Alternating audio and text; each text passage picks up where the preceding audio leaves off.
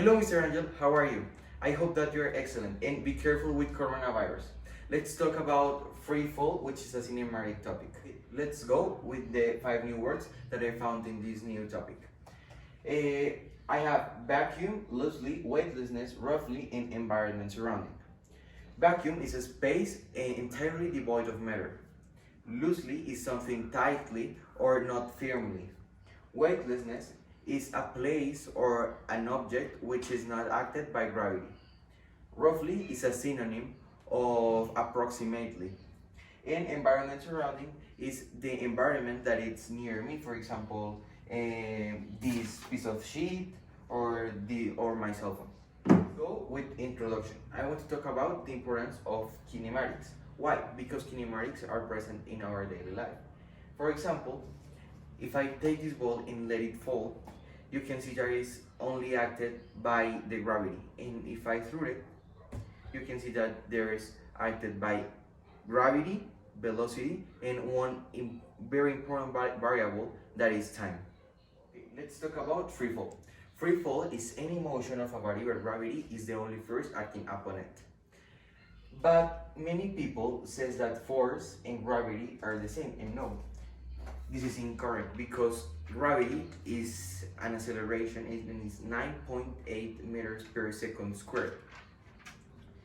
And it is important to take into account this because the only thing that matters here is time and gravity. For example, if I let it fall this ball, you can see that there is only a lapse of time in the acceleration or the gravity. But I am not impressing a velocity. Like in this case, I'm impressing a velocity, but I'm not going to explain a normal fall because this is not the topic. I am going to give you an example, a normal example, and it's the moon. The moon is acted always by the gravity, but an orbital ring that doesn't permit or allow her to get into the Earth. In a roughly uniform gravitational field, in the absence of any other forces, the weightlessness is very relevant, and the environment surrounding also is relevant because the air or the temperature is not important here. Now let's talk about the questions. The first equation is velocity, which is velocity is equal to gravity by time. The second equation is y. Y in this case is the position of the body in the axis y. So y is equal to plus or less y initial plus gravity by time squared. The third one and the last one is this, that is 2 times gravity by y is equal to velocity squared.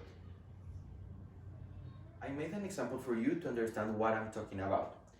The example says, one man drops an apple from a height of 5 meters. Calculate the velocity of the apple before the crash. Well, here, as you can see, is the apple falling, and here is the height of 5 meters. We are going to take the third equation that says 2 times gravity by y is equal velocity squared.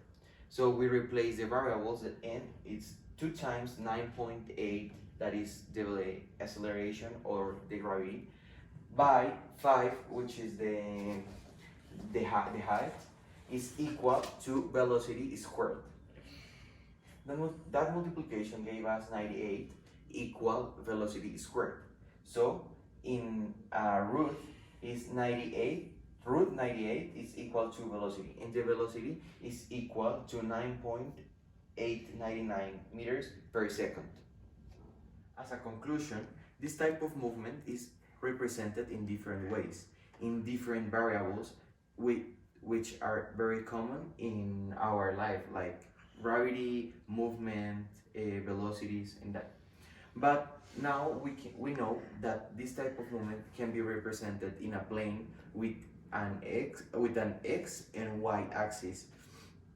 And now at the moment of driving or at the moment of cooking, now we are going to understand how gravity, velocity, and time works in function of a free fall. So we have to take into account that the time is all does it matter here, and is all that is important, relevant, and unique here.